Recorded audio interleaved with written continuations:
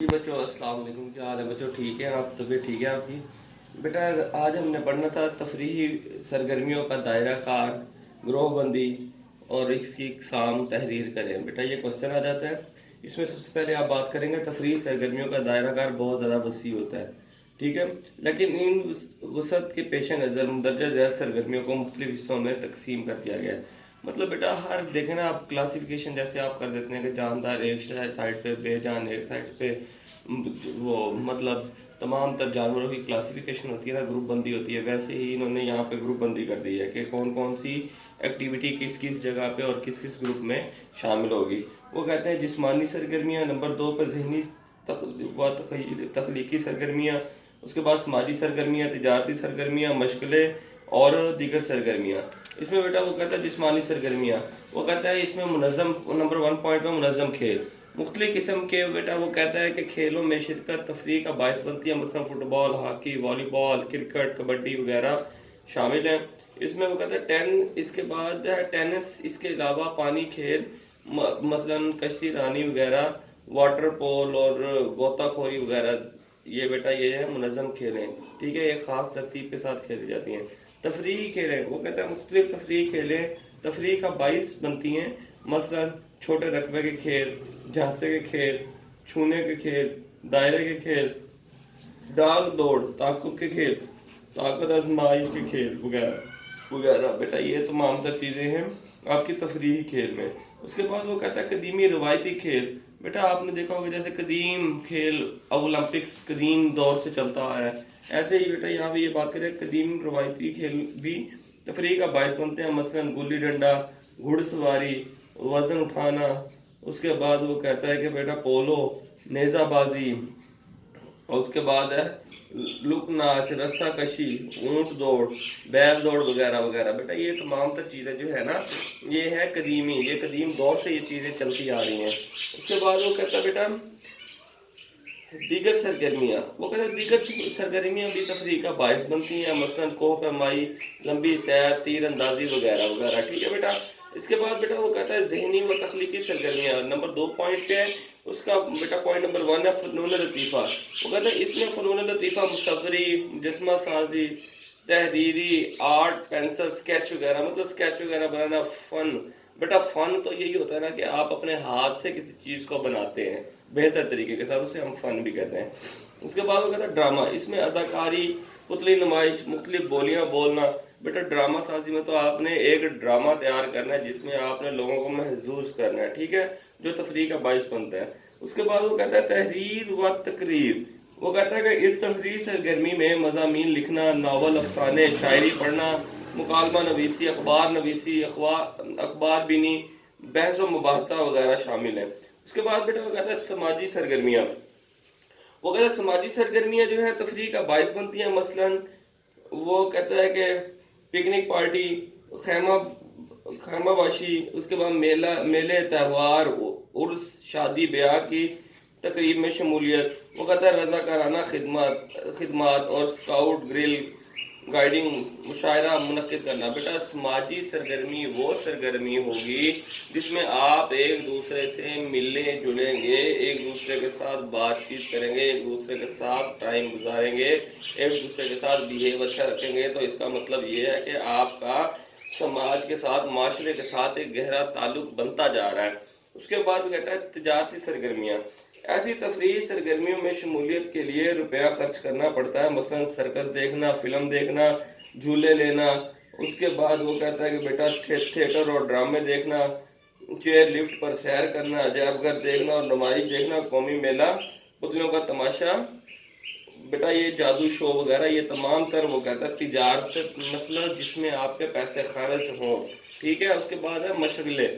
وہ کہتا ہے کہ وقت گزارنے کا محبوب طریقہ مشغلہ ہے. یہ ایسی سرگرمی یا دلچسپی ہے، وہ کہتا ہے جو خود فرد کو فرصت اور خوشی بہم پہنچاتی ہے. مشاغل کو مندرجہ ذیل 4 گروپوں میں تقسیم کیا گیا ہے. بیٹا مشاغل وہ ہوتے ہیں جو آپ کو باہمی خوشی پہنچائے، ٹھیک ہے، اسے ہم مشاغل کہتے ہیں. اس کے بعد اس کا نمبر 1 پوائنٹ پہ ہے، وہ کہتے ہیں ان میں ایسے مشاغل آتے ہیں جن میں جسمانی طور پر فرد کو فعال ہونا پڑتا ہے، مطلب خود شامل ہونا پڑتا ہے. شکار، مچھلیوں کا شکار، باغبانی، موسیقی وغیرہ. تخلیقی مشاغل وہ کہتے ہیں کہ ایسے مشاغل ہیں جن میں افراد کچھ اشیاء کی تخلیق کرتے ہیں، مثلا سلائی کرنا، مکانوں کا ماڈل تیار کرنا، مختلف اشیاء بنانا۔ تخلیق کرنا، تخیل ہوتا ہے خیالات، تخلیق ہے بنانا، کسی چیز کا بنانا، ٹھیک ہے۔ اس کے بعد وہ کہتا ہے جمع کرنے والے مشاغل، ایسے مشاغل جن کو لوگ مطلب نادر اشیاء جمع کرتے ہیں، مثلا ٹکٹیں جمع کرنا، تتلیاں جمع کرنا، ماچس کی ڈبیاں اور سکے جمع کرنا، تصاویر جمع کرنا، بیٹا یہ بھی تمغے جمع کرنا، یہ بھی بیٹا تمام تر چیزیں جمع کرنے والے مشاغل ہیں۔ سیکھنے کے مشاغل، وہ کہتا ہے مختلف انواع کی اشیاء، جنگلات، جانور یا ایسی دیگر اشیاء کے متعلق معلومات حاصل کرنا بھی بعض لوگوں کے مشغلوں میں شامل ہے۔ بیٹا نمبر 6 پوائنٹ پہ ہے دیگر سرگرمیاں، وہ کہتا ہے دیگر سرگرمیاں بھی تفریح کا باعث بنتی ہیں، مثلا پتنگ بازی، وہ کہتا ہے کہ کیرم کھیلنا، شطرنج کھیلنا، ساحل سمندر پر گھوڑ سواری کرنا، اس کے بعد وہ کہتا ہے کہ سپیاں اکٹھی کرنا، برف پر پھسلنا، ساحل سمندر پر نہانا وغیرہ شامل ہیں۔ بیٹا یہ آپ کا جو تھا لانگ کوسچن تھا، اور اس لانگ کوسچن کو ہم نے ختم کر دیا۔ یہ چیپٹر تفریحی مشاغل جو ہے اس کے لانگ کوسچن ہم نے پڑھ لیے ہیں، اب ہم اس کے شارٹ کوسچن کی طرف آئیں گے بیٹا۔ وہ کہتا ہے نمبر 1 پوائنٹ پہ فرصت کے معنی، وہ کہتا ہے فرصت کو انگریزی زبان میں لیزیئر کہتے ہیں، یہ لفظ لاطینی لیئر سے ماخذ کیا گیا ہے، ٹھیک ہے، جس کے معنی فارغ ہونے کے ہیں۔ اور رومنی کے نزدیک فرصت کے اوقات سے کیا مراد ہے؟ وہ کہتا ہے فرصت کے اوقات سے مراد منتخب کردہ وقت کا وہ حصہ جو ضروریات زندگی کے حصول سے مبرا ہوں، ہر کسی شخص کو اپنی پسند کے مطابق استعمال میں لانے کے لیے میسر ہو۔ بیٹا وہ کہتا ہے کہ آپ کی ضروریات زندگی سے مبرا ہوں اور ہر بندہ اسے اپنے طور پر، اپنے طور طریقے کے ساتھ اس کو گزار سکتا ہے۔ اس کے بعد وہ کہتا ہے اور رومنی نے ایک دن کو 3 حصوں میں تقسیم کیا ہے، نام لکھیں۔ وہ نمبر 1 پہ حیاتیاتی ضروریات، نمبر 2 پہ معاشی ضروریات، نمبر 3 پہ فراغت کے اوقات۔ اور رومنی کے نزدیک حیاتیاتی ضروریات سے کیا مراد ہے؟ وہ کہتا ہے یہ وہ وقت ہے جو وجود ہستی قائم رکھنے کے لیے ضروری ہے، کھانا، سونا، شخصی صفائی وغیرہ، یہ عرصہ تقریباً 10 گھنٹوں پر مشتمل ہوگا۔ اور رومنی کے نزدیک معاشی ضروریات سے کیا مراد ہے؟ یہ حصول روزگار کے لیے ضروری ہے، یہ قریباً 10 گھنٹے پر مشتمل ہے، اس میں آمد و رفت بھی شامل ہے۔ اور رومنی کے نزدیک فراغت کے اوقات سے کیا مراد ہے؟ جو 4 گھنٹے بچ جاتے ہیں ہر شخص کی مرضی پر منحصر ہے کہ ان 4 گھنٹوں کو وہ کس طرح سے اپنی مرضی سے کیسے گزارتا ہے، ٹھیک ہے۔ فارغ وقت، فری ٹائم اور فرصت کے اوقات میں کیا فرق ہے؟ بیٹا یہ اکثر شارٹ کوسچن جو ہے یہ پیپر میں آ جاتا ہے۔ وہ کہتے ہیں فارغ وقت اور فرصت کے اوقات میں نمایاں فرق۔ فرصت کے اوقات فارغ وقت کا وہ مخصوص حصہ ہوتے ہیں جو فرصت کے اوقات میں کی جانے والی سرگرمیوں کے مخصوص کیا جاتا ہے۔ فارغ وقت فرصت کے اوقات کا ایک وقتی جز ہے۔ چارلس برائٹ بل کے نظریہ فرصت اوقات کی مختصر وضاحت کریں۔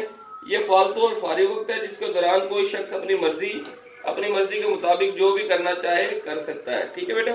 اس کے بعد بات کرتے ہیں ارسطو کا نظریہ۔